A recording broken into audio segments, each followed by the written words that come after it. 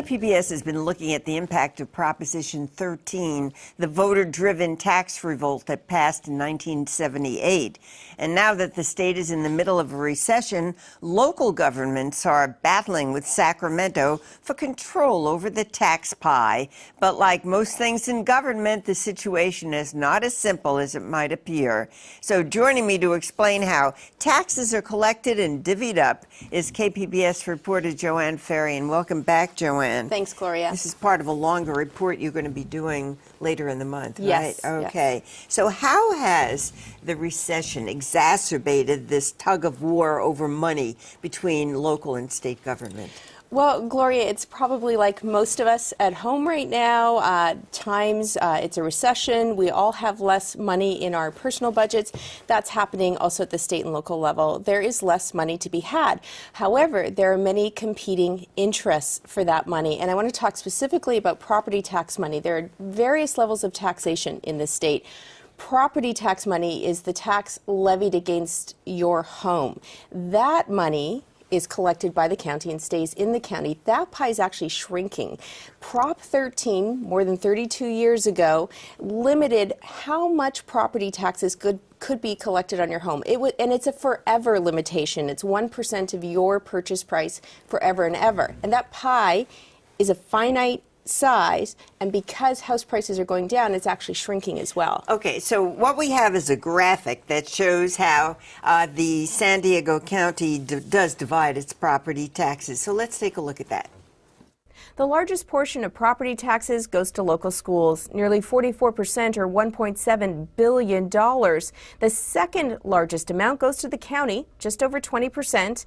The cities are right behind, receiving just under 20%. Nearly 11% is distributed to redevelopment agencies. The remainder goes to special water, fire, and sewer districts. Less than 1% is left for libraries. Okay, so the big question is, how much of the local property tax is collected by the state of California? It's actually not collected by the state. That property tax money is collected locally. It's collected by the county tax collector. All right, so you're saying that no money goes to the state? Yes and no. I mean, I'm talking about property taxes. Legally, property tax money cannot go to the state. However, the state, under Proposition 13, remember, passed 32 years ago, has control over what size piece of the pie you receive in the county. So that pie that you just saw, that graphic, well, the state determined how large a slice the schools get. The state determined how large a slice cities and counties get. And the other thing, they get to shift that slice around. If they haven't got enough money to give to schools, they'll say, well, you know what, we're going to take a little bit of city and county pie, and we're going to shift it over to the schools. So you get this kind of an illusion that the state somehow is they are controlling it, but they're not actually physically taking the money away. Okay, you did speak with our county treasurer tax collector, Dan McAllister, about this very issue, and here's what he had to say. Much of the money stays in San Diego, but I think that the real danger here, when you see things on this chart that suggest cities and county in lieu of sales and use taxes, for instance, that's part of the shell game that gets played. When you see things such as VLF in lieu of, cities and county in lieu of VLF, vehicle license fees charged in the county, those are trade-offs, and that's what they're talking about. So in effect, it does seek to steal property tax monies from San Diego County residents, and that's what's not fair.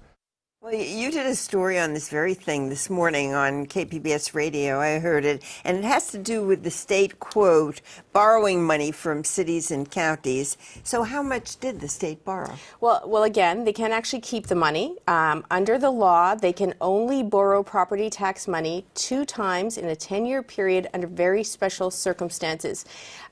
County-wide, I believe the amount was $150 million, and that was money taken from this fiscal year's revenue. However, that money is being paid back. Half of it's already been paid back and deposited into a special account, and the other half will be repaid this May. All right, so then why the confusion? Why is it that many of our elected leaders are saying, and we're hearing them saying it, that the state is taking our property tax money? I think there's so many reasons. One is this is also complicated. California finance, very complicated. Second reason, there's so many different forms of taxation. And I think that's what people at home have to really realize. Property taxes, sales tax, income tax, they're all different, collected by different agencies. Finally, when it comes to property taxes, and Proposition 13, which basically redefined property taxes and gave control in terms of how that pie gets divided, I think that really created this illusion that somehow the state collects the money, pools it all together, and then redistributes it. To get back to the borrowing, the borrowed money, has it been paid back? Yes, it has. As I said, half of it was repaid in January. It's about $70 million that goes to the county, $35 million to the city of San Diego. The other half gets deposited in the next couple of months.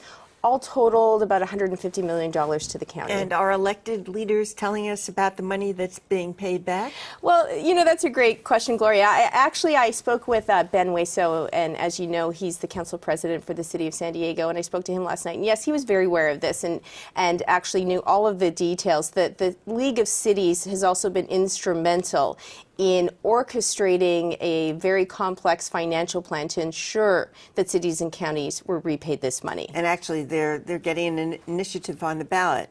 Okay, so finally, Joanne, what are your next stories on the topic? Well, we want to now focus on education funding. You can't really live in this county without knowing there's some kind of crisis going on with funding for schools. We want to trace it back to Prop 13, and we're going to ask the question, is Prop 13 one of the reasons our schools don't have enough money relative to the rest of the country?